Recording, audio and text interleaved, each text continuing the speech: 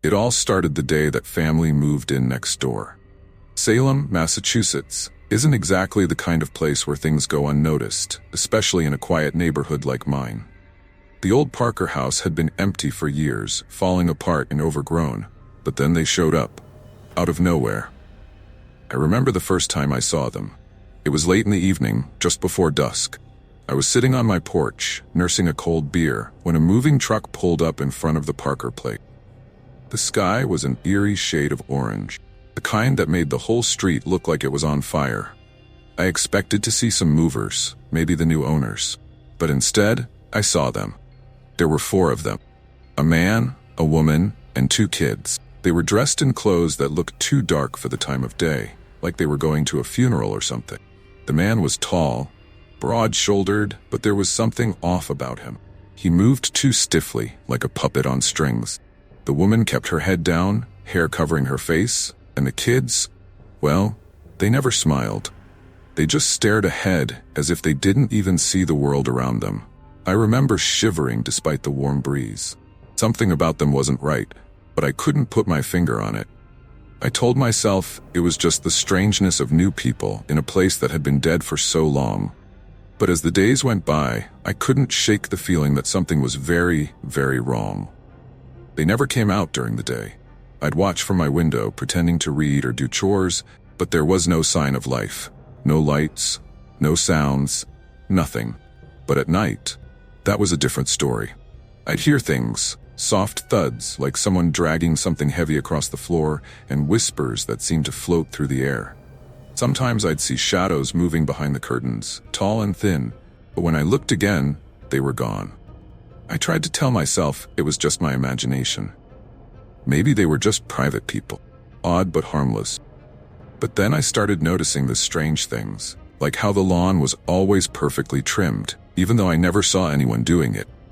Or how there were always fresh flowers on the porch, despite the fact that no one ever left the house. One night, as I sat on my porch watching their house, I saw the man come out. He was carrying something, a large dark bundle wrapped in what looked like a sheet. He walked slowly, deliberately towards the backyard, disappearing into the shadows. My heart pounded in my chest as I leaned forward, straining to see where he went. Minutes passed, but he never came back out. That's when the rumors started. I heard them at the local diner, whispers about the Parker house and its new occupants. People said the house was cursed, that bad things had happened there in the past, murders, disappearances, and now with this strange family moving in, everyone seemed on edge. But no one dared to confront them. No one except me. I couldn't get the image of that man carrying the bundle out of my head. Every time I closed my eyes, I saw him. Stiff movements, the way he melted into the darkness like he belonged there. I knew I should let it go, mind my own business. Something inside me wouldn't let me. It was like a splinter in my brain, digging deeper the more I tried to ignore it. I started keeping a journal, writing down everything I saw, everything I heard. At first, it was just little things. Way their curtains never moved, fact that their car always seemed to be in the exact same spot, like it hadn't been driven in weeks. But the more I watched, the more I noticed things that didn't add up. One night, I was sitting in my usual spot by the window, the house dark except for a single lamp beside me. I was staring at their house, waiting for something, anything, to happen. Hours passed, and I was just about to give up when I saw it. A light flickering on in the basement. My breath caught in my throat as I leaned closer, my heart hammering in my chest.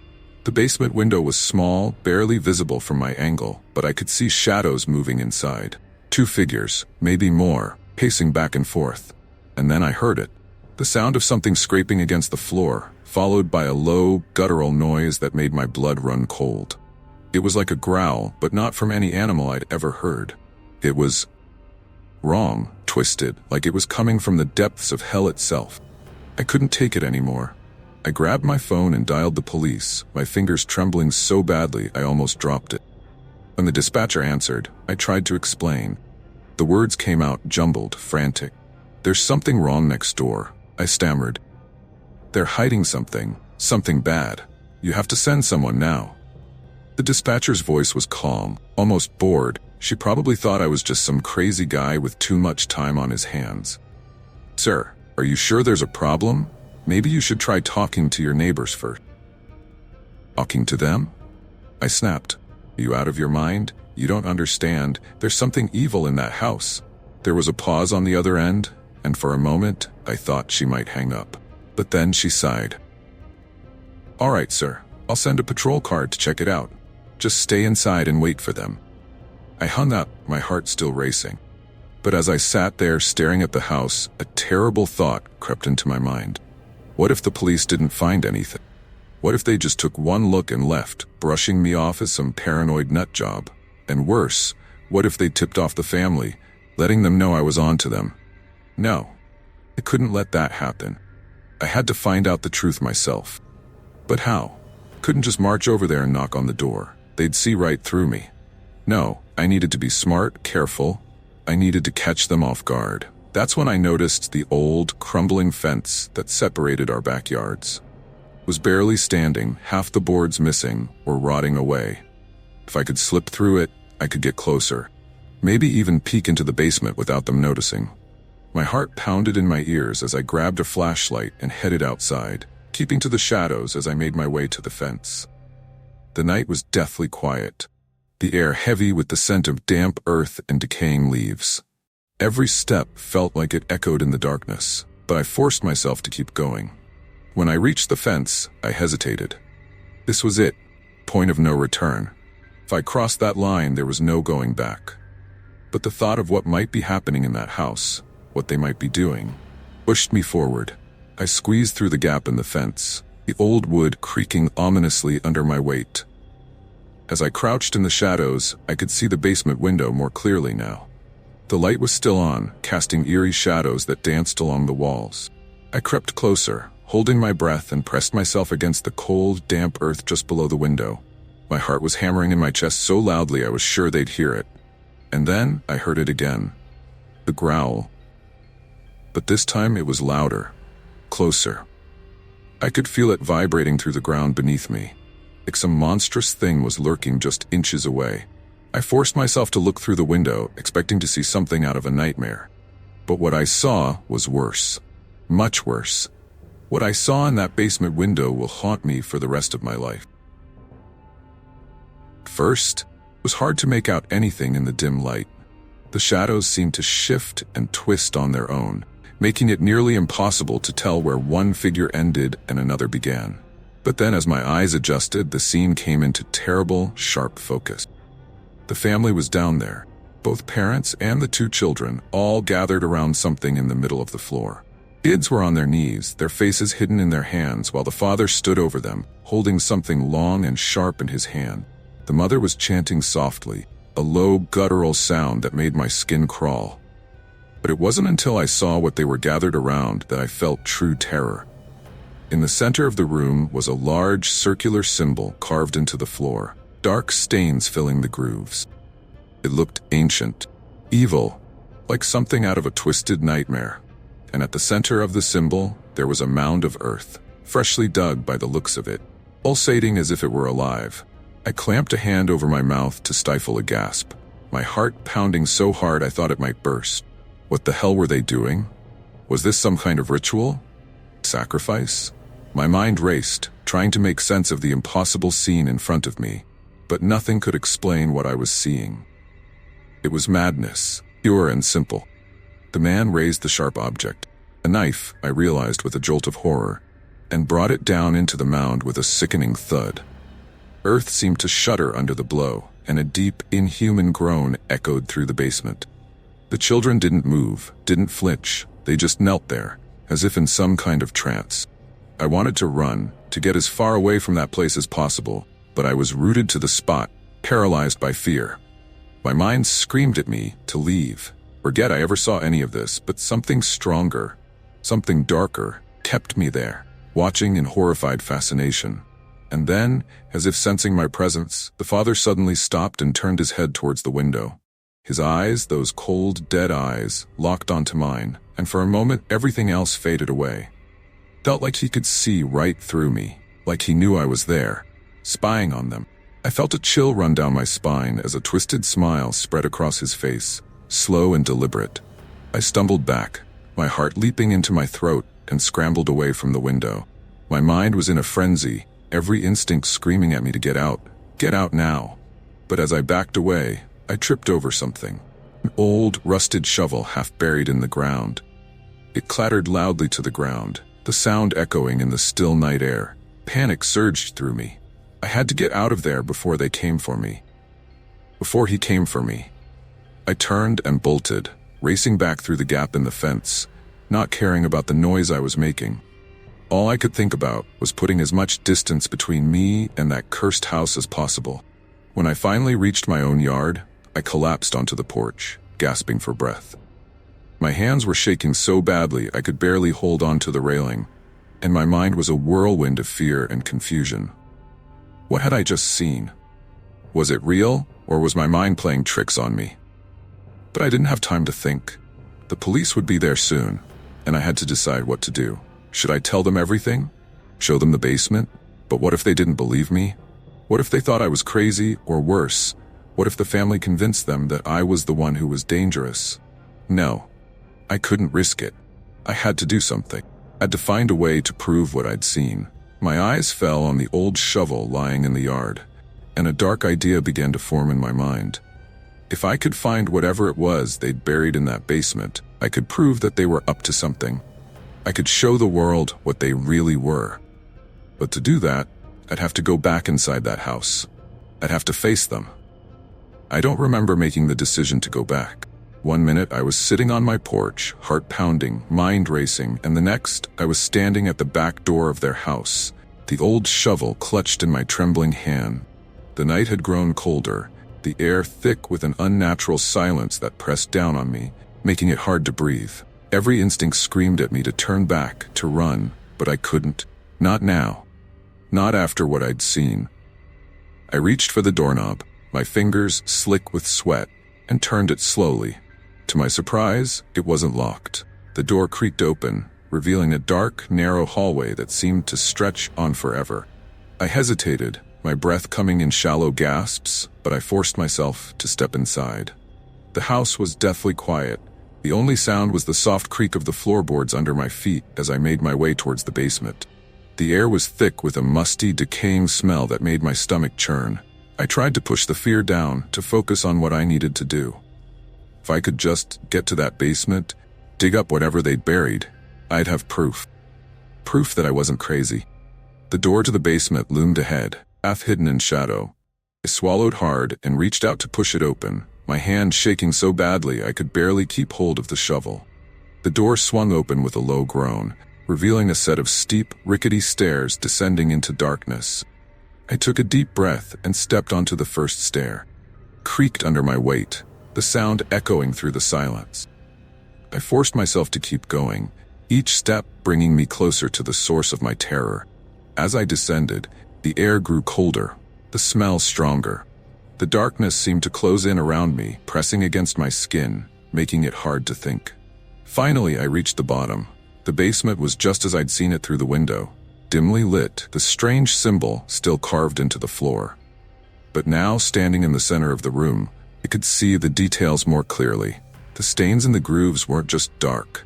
They were deep, almost black, like something had soaked into the very foundation of the house. The mound of earth in the center was untouched, the knife still protruding from its top.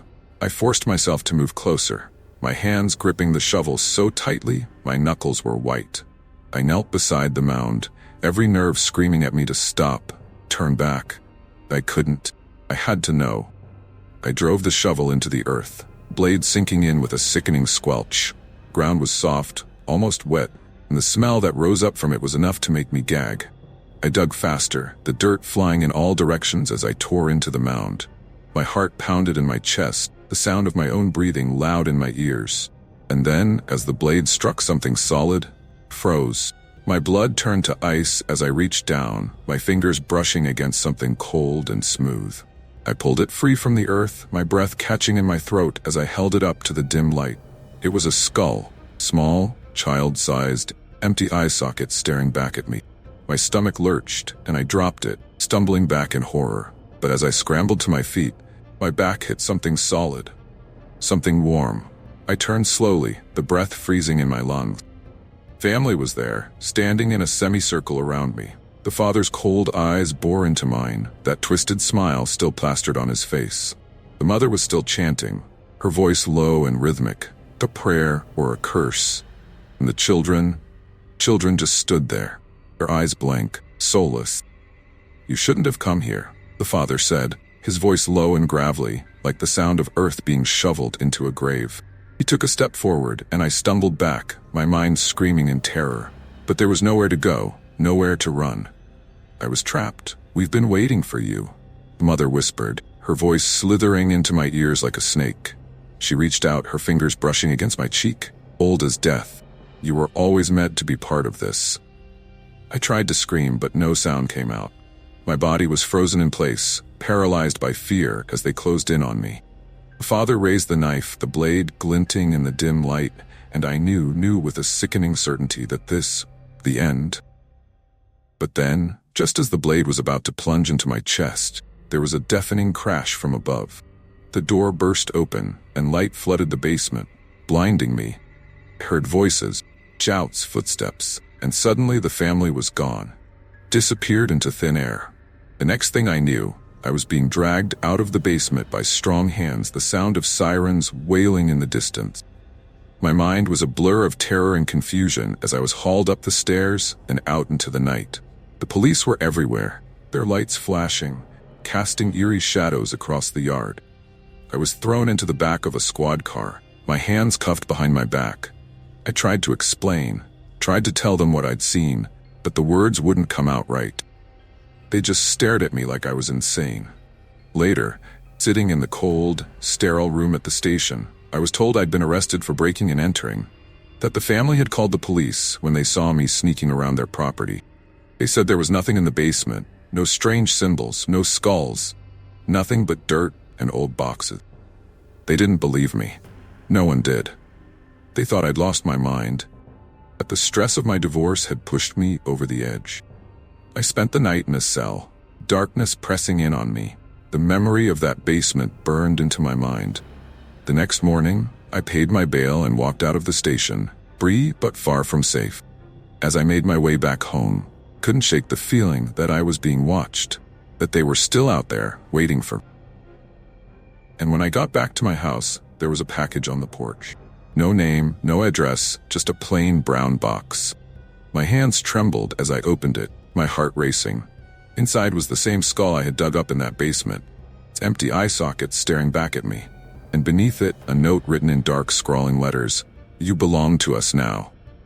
I dropped the box and backed away, my mind spinning, the world tilting on its axis. I didn't sleep that night, or the night after. Every time I closed my eyes, I saw them. Father, the mother, the children, standing over me, waiting to claim what was theirs. I moved away from Salem, changed my name, tried to start over. But no matter where I go, I can feel them, watching, waiting. I know they'll come for me one day, and when they do, I won't be able to run. Because you can't escape what you've already become. You know, it's funny. I moved to Portland to escape my problems. Messy divorce, dead-end job, the whole works. I figured a quiet, sleepy neighborhood would be the perfect place to reset my life. But as they say, the grass isn't always greener on the other side. Sometimes it's rotten. The place I found was perfect on paper. A cozy little house nestled at the end of a cul-de-sac, with tall, old trees that whispered when the wind blew through them. My nearest neighbor was an elderly man, Mr. Thompson. He kept to himself, barely a word exchanged between us since I moved in. At first, I thought he was just one of those reclusive types, maybe a war vet or someone who'd seen too much of the world and wanted to shut it all out. But then, the night started to get weird. It was around midnight when I first heard it. A low, scraping sound, like something being dragged across the floor. I figured it was just the house settling, or maybe a raccoon rummaging through the trash cans. But it kept happening, night after night. The sound would start up, then stop, just as suddenly, leaving me wide awake in bed, my heart pounding in my chest. Curiosity had got the better of me. I started staying up late, sitting by the window with the lights off, trying to catch a glimpse of whatever was making that noise. But all I saw was the same thing every night. Mr. Thompson's house, dark and still, not a single light on. I should have let it go, minded my own business, but something about that house kept gnawing at me, like a splinter under my skin that I couldn't ignore. Then, one night, I saw something that froze the blood in my veins. I was about to call it a night when I noticed a faint flicker of movement from Mr. Thompson's house. I squinted through the darkness, my breath fogging up the glass. There it was again, a shadow, creeping along the side of the house. It wasn't Mr. Thompson. This figure was taller, leaner, and moved with a strange, jerky motion like it didn't quite know how to use its own limbs. I watched as the figure paused by one of the windows, leaning in like it was listening for something. My gut twisted in fear, but I couldn't look away. Then slowly, almost deliberately, the figure turned its head toward me. Even from a distance, I could feel its gaze boring into me, cold and calculating. My hand slipped, and the curtain fell back into place, breaking the connection. I stumbled back from the window, my heart thudding so loud I was sure it could hear me. I wanted to believe I was imagining things, that my mind was playing tricks on me in the dead of night. But deep down, I knew what I saw was real. Too real. And that's when I realized something was very, very wrong with Mr. Thompson's house. After that night, sleep became a luxury I could no longer afford. My mind kept replaying the image of that shadowy figure, the way it seemed to look straight into my soul. I tried to convince myself it was just a trick of the light, maybe a tree branch swaying in the wind, but deep down, I knew better. The noises from Mr. Thompson's house grew louder, more frequent. Scratching, tapping, sometimes even a faint, muffled scream that would stop just as soon as it started. It was driving me insane. My gut was screaming at me to leave it alone, to let it go, but I couldn't. It was like a compulsion, an itch I couldn't scratch. So I did the only thing that seemed to make sense. I set up my old home security camera, pointed it directly at Mr. Thompson's house. I told myself it was just for peace of mind, a way to prove that there was nothing going on. But the truth was, I needed to know what was happening in that house. For the first few nights, the footage was uneventful. Mr. Thompson would occasionally appear, shuffling out to get his mail or take out the trash. Nothing out of the ordinary. I started to feel foolish, like maybe I was just being paranoid. But then, on the fourth night, the camera caught something I wish I could unsee. It was just past midnight when I heard it again. The scraping sound, only this time it was louder, more frantic. I rushed to check the live feed on my phone, my heart pounding in my chest. Camera showed Mr. Thompson's front yard, empty and still. But then, as I squinted at the screen, I noticed something. Movement, just on the edge of the frame. There it was, the same shadowy figure I had seen before, lurking near Mr. Thompson's window. It moved with that same unsettling, jerky motion, like a marionette with tangled strings. I watched, my breath caught in my throat as the figure pressed itself against the window, almost as if it was trying to get inside. Then, without warning, the figure turned its head toward the camera. My heart stopped as I saw its face, or rather, the absence of one. Where its face should have been, there was nothing but a dark, featureless void, as if it had been erased from existence. For a moment, I thought it might have been a glitch in the camera, but the longer I stared, the more I knew this was something far worse. Suddenly, the figure moved, quicker than I thought possible, darting out of view. The screen went black for a second, and when the feed returned, everything seemed normal again. The yard was empty, the house silent, but I couldn't shake the feeling that whatever that thing was, it had seen me watching. Sleep was impossible after that. Every noise, every creak of the floorboards sent a jolt of fear through my body. I knew I needed to get out of that house, away from whatever dark force was lurking next door. Something kept me there. Maybe it was curiosity, or maybe it was something else, something more sinister, keeping me tethered to that place. The next day, I decided to confront Mr. Thompson. I had to know what was going on in that house, even if it meant risking my sanity. As I approached his door, my hand trembled with every knock, the sound echoing through the stillness of the afternoon. After what felt like an eternity, the door creaked open, revealing Mr. Thompson's gaunt, hollow-eyed face. "Can I help you?" His voice was raspy, almost a whisper. I hesitated, unsure of how to even begin.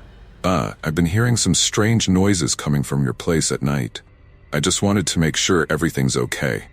For a moment, he just stared at me, those empty eyes boring into mine. Then, without a word, he slowly closed the door in my face. No explanation, no denial, nothing. As I stood there, my mind racing, I couldn't shake the feeling that whatever was happening in that house was far from over.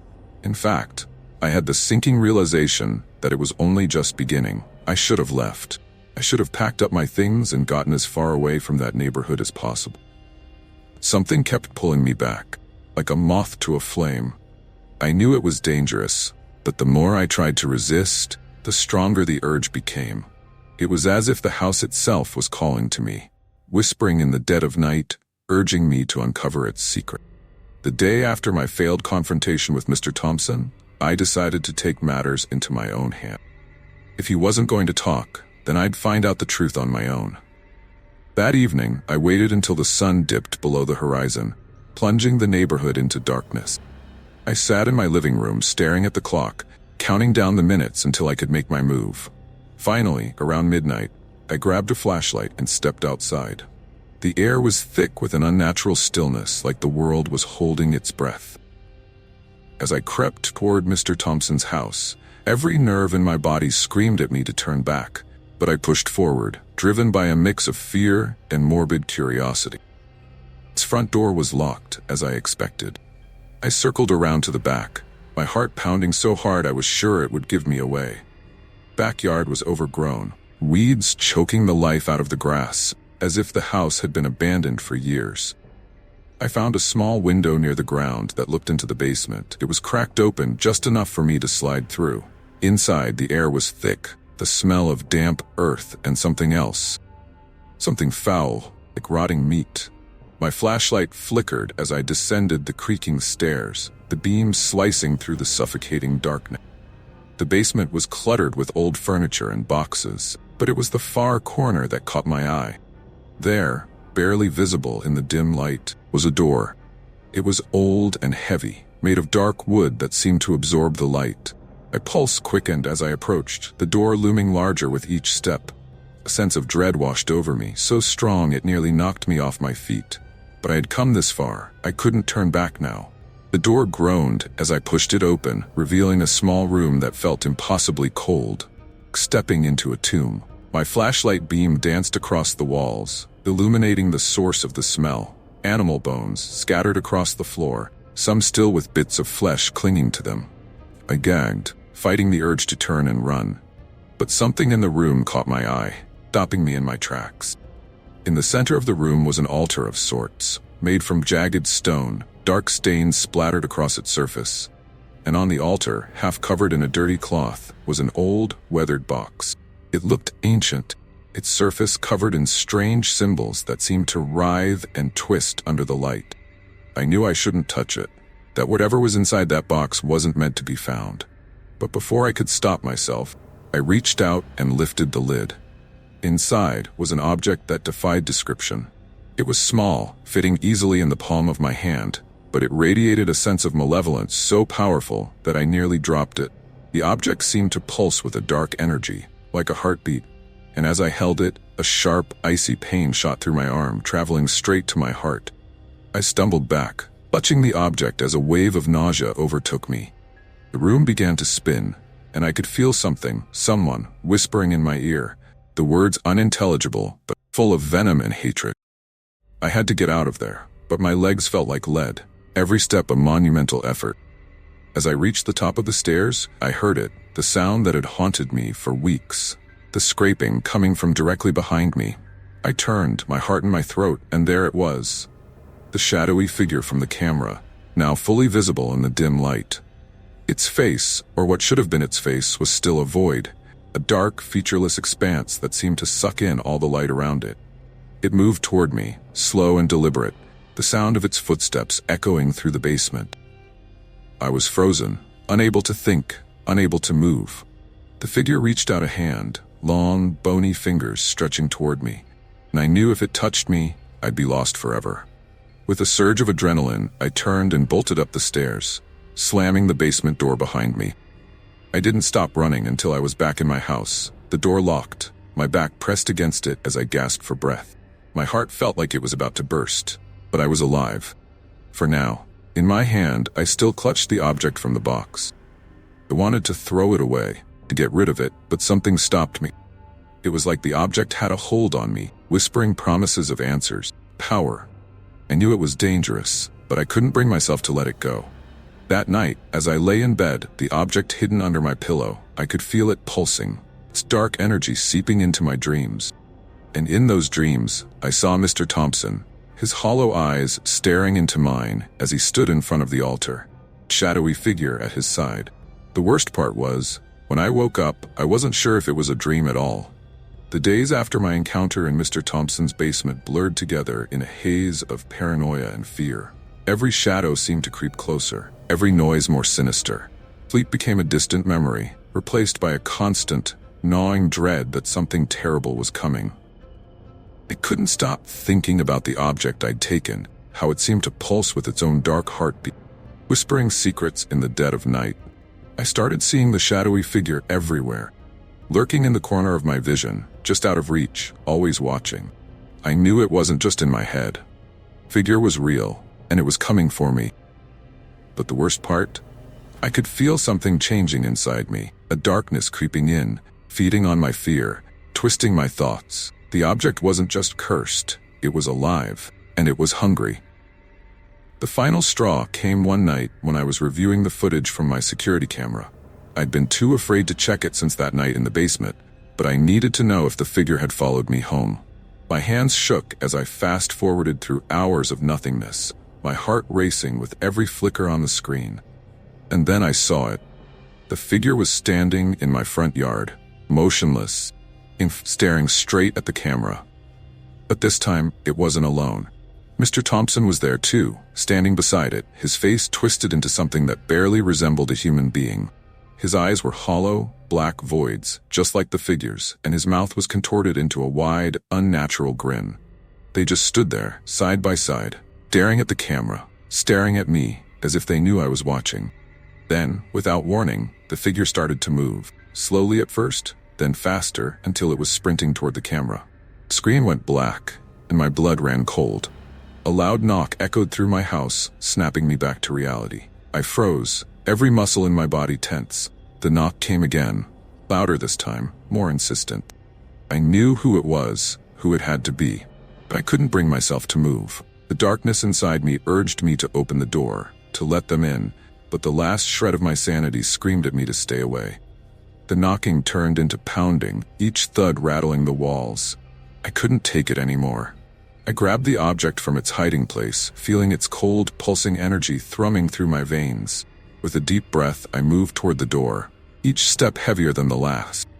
My hand trembled as I reached for the doorknob, pounding growing louder, more frantic.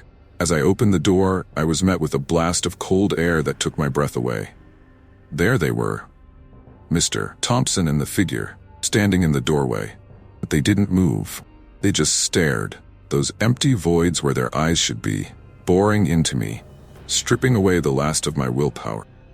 Mr. Thompson stepped forward, his voice a raspy whisper. "You've taken something that doesn't belong to you," he said, his tone almost sympathetic. "It wants to go home." I looked down at the object in my hand, the one I'd been so desperate to keep, and suddenly, it didn't seem so important anymore. All I wanted was to be free of it, free of the nightmare that had taken over my life. "Take it," I whispered, holding the object out to him. Mr. Thompson shook his head slowly. "It's too late for that," he said, his grin widening. "You're part of it now." Before I could react, the figure moved, faster than anything I'd ever seen. It grabbed my wrist with an icy grip, and I felt the darkness from the object flood into me, overwhelming me, drowning me in a sea of terror. My vision blurred, and the world began to spin as the figure's face, or lack thereof, filled my mind. And then everything went black. When I came to, I was lying on the cold, hard floor of my living room, the object still clutched in my hand. Something was different. The house was silent, the air heavy with a sense of finality. I forced myself to sit up, my body aching with exhaustion. The door was wide open, but Mr. Cordupre Thompson and the figure were gone, vanished like they had never been there. I stumbled to my feet, every nerve in my body on edge, waiting for something, anything to happen. but nothing did. The house was empty, the street outside deserted, as if the whole thing had been a terrible dream. But I knew better. I knew that whatever had happened, whatever I had unleashed, wasn't over. The object still pulsed with a dark energy in my hand, a constant reminder of the curse I'd brought upon myself. I had become part of it, just like Mr. Thompson had said, and I knew, deep down, that there was no escaping it. In the days that followed, I tried to live a normal life, to pretend that everything was fine, but the figure haunted my every waking moment, always just out of sight, always watching. The whispers grew louder, more insistent, filling my mind with thoughts that weren't my own. I don't know how much longer I can hold on.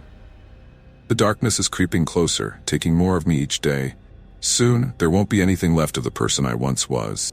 Just a hollow shell, filled with the same darkness that consumed Mr. Thompson. And when that happens, I'll be just another shadow in the night, waiting for the next poor soul to stumble across the curse and take my place.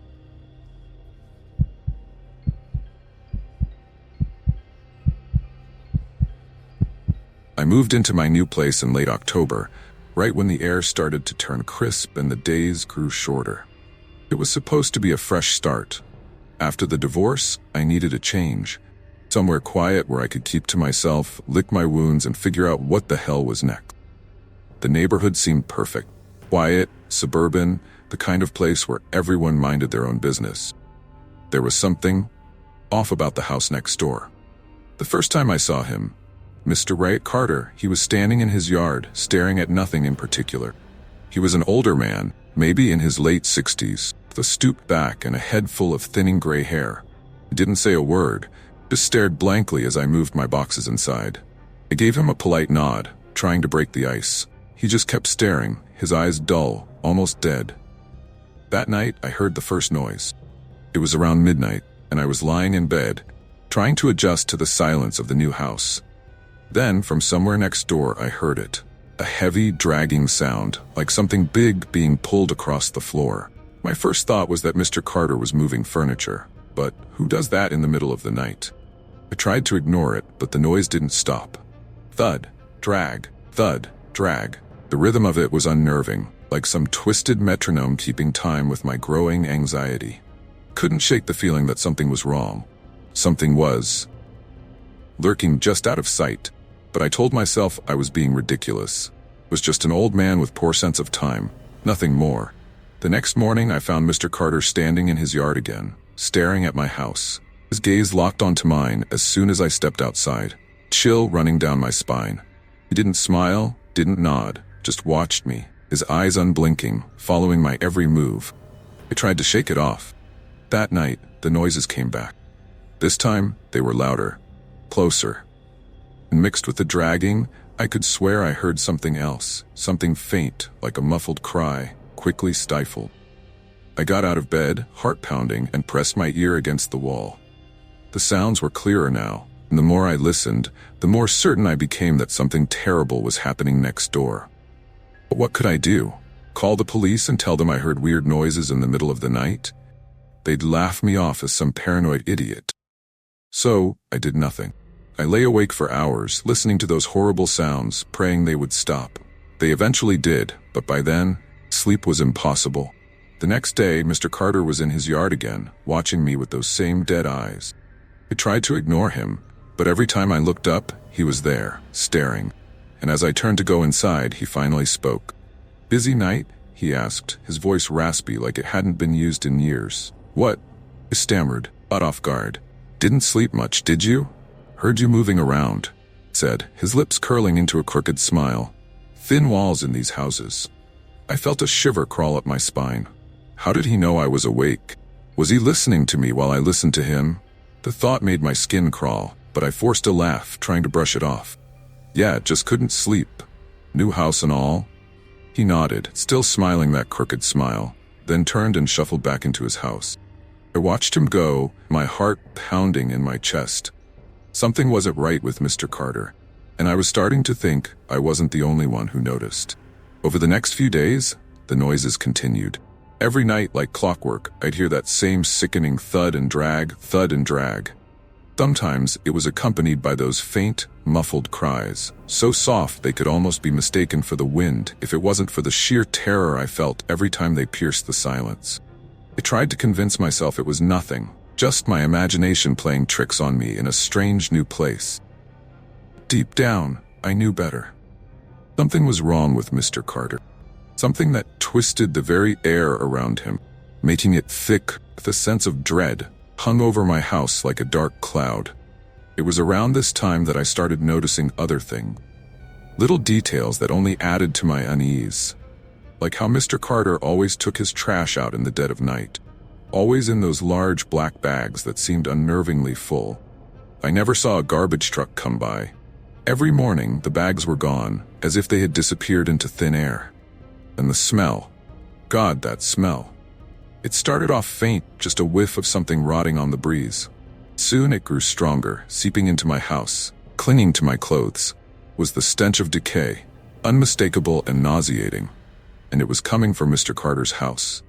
One night, after hours of tossing and turning, I decided I couldn't take it anymore. I had to know what was going on next door.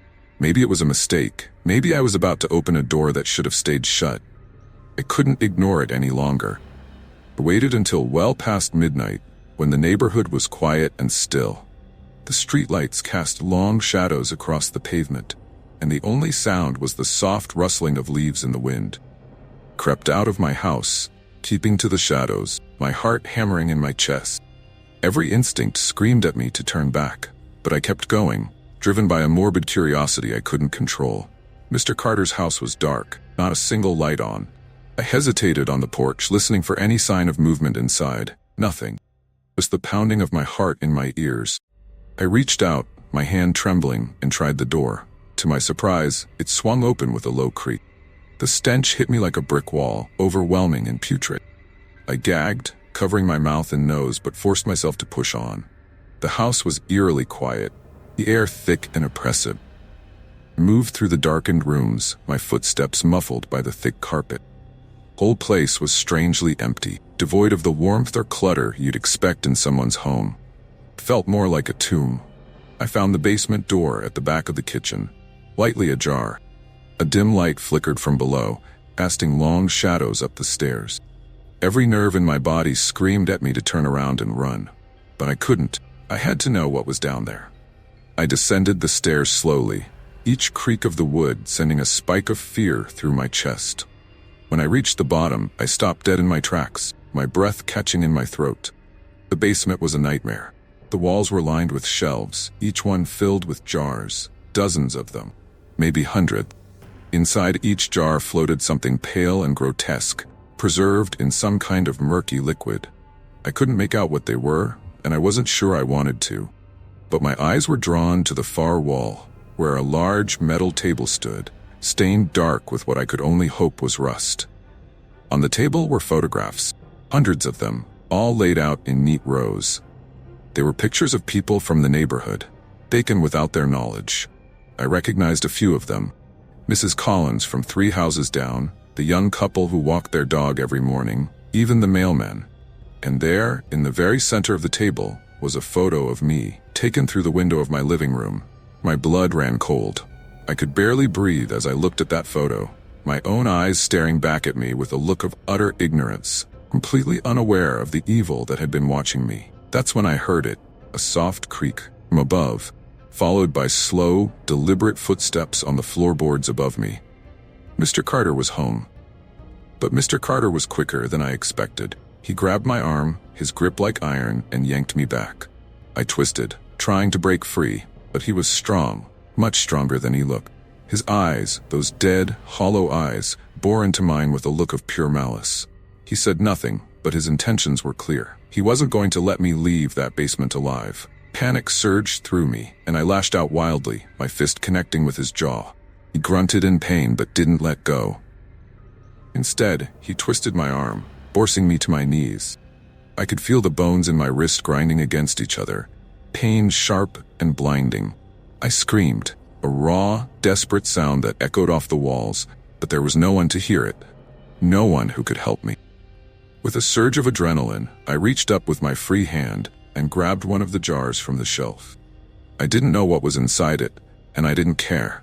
I smashed it against his head, the glass shattering on impact. He let out a guttural cry, stumbling backward, and I didn't wait to see the damage. I bolted for the door, my heart hammering in my chest.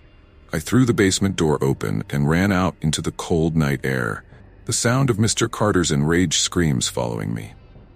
I didn't stop, didn't look back. I just ran as fast as I could, not caring where I was going as long as it was away from that house. I didn't stop until I reached the street, my breath coming in ragged gasps, my entire body trembling with fear and exhaustion. I turned to look back at the house, expecting to see Mr. Carter chasing after me. The yard was empty. The house stood dark and silent, as if nothing had happened. But I knew better. I knew what I had seen, but I had barely escaped from. And as I stood there, shivering in the cold, I realized that no matter how far I ran, I would never be able to escape the memory of that night. The memory of what was lurking in the darkness of Mr. Carter's basement.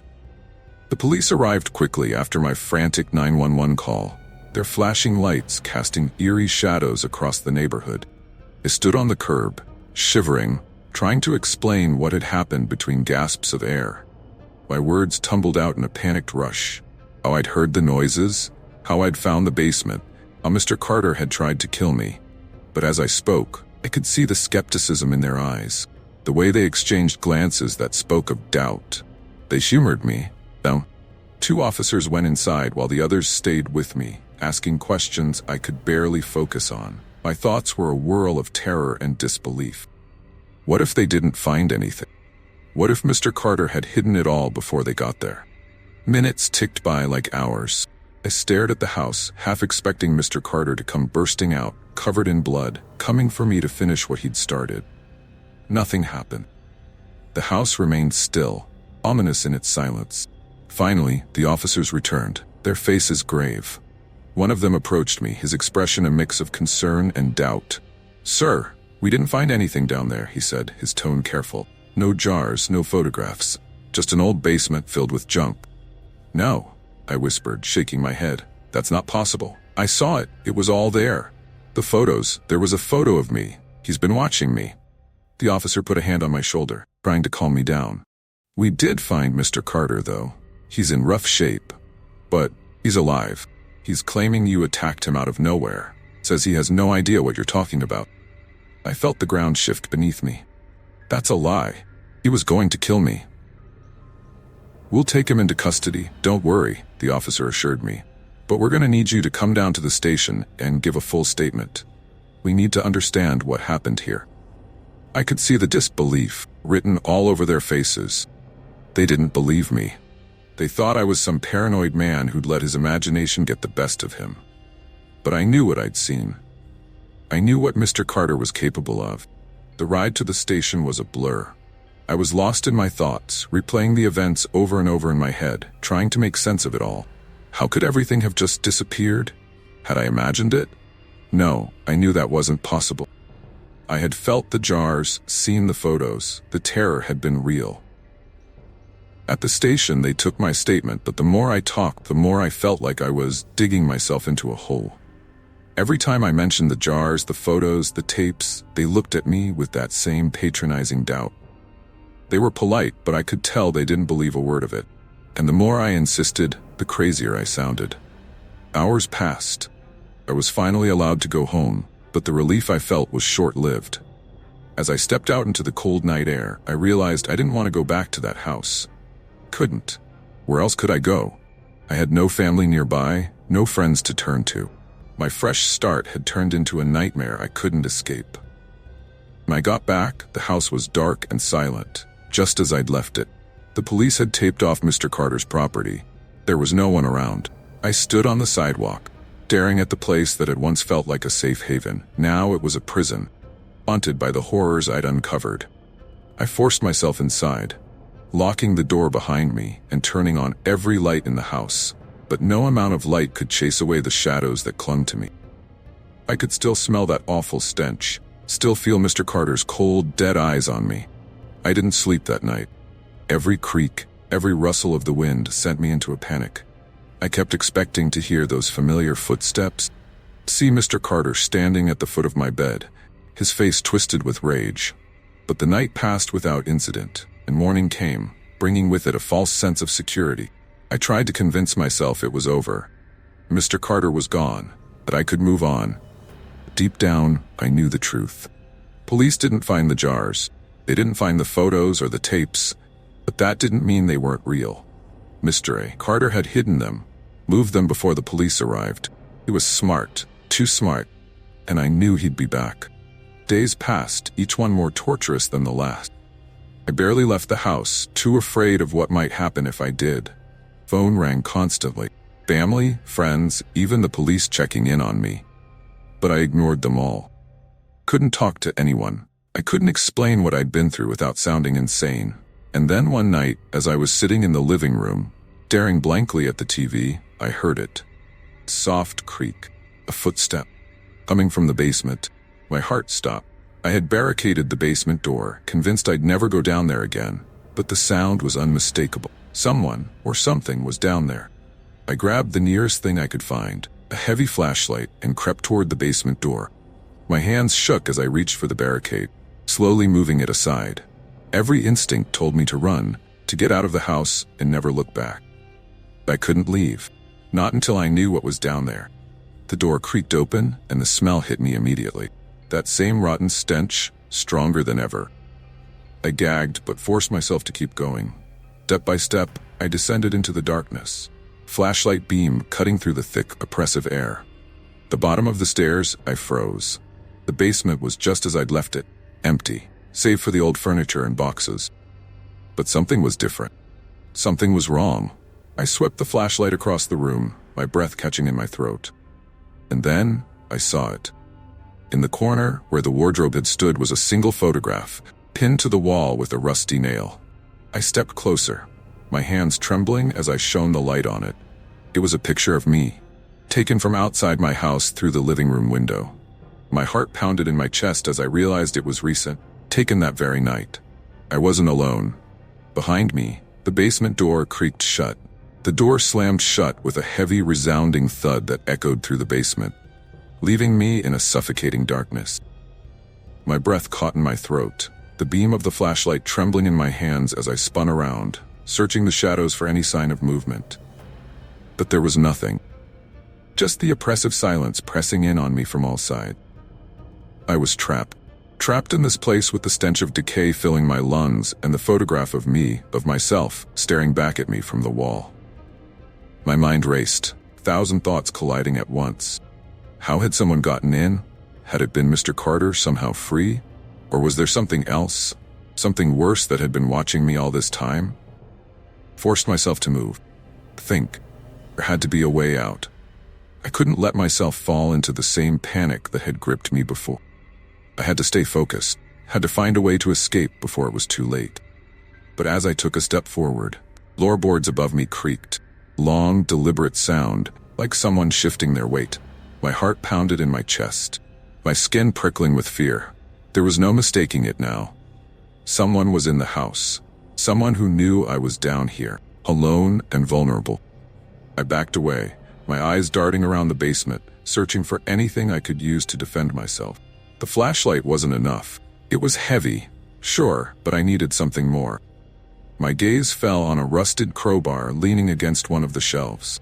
I grabbed it, cold metal biting into my palm, and tightened my grip, ready for whatever was coming. Creaking stopped, placed by an eerie silence. The kind of silence that makes your skin crawl, that fills your head with all the things that could be lurking just out of sight. I knew I had to move, had to find a way out before whoever or whatever was up there decided to come down. I edged toward the stairs, my heart hammering in my chest. Each step felt like a lifetime. Every creak of the wood underfoot sending a spike of fear through me. When I reached the bottom of the stairs, I stopped, listening. For a moment, there was nothing. No sound, no movement. Then I heard it. A soft, almost imperceptible breathing.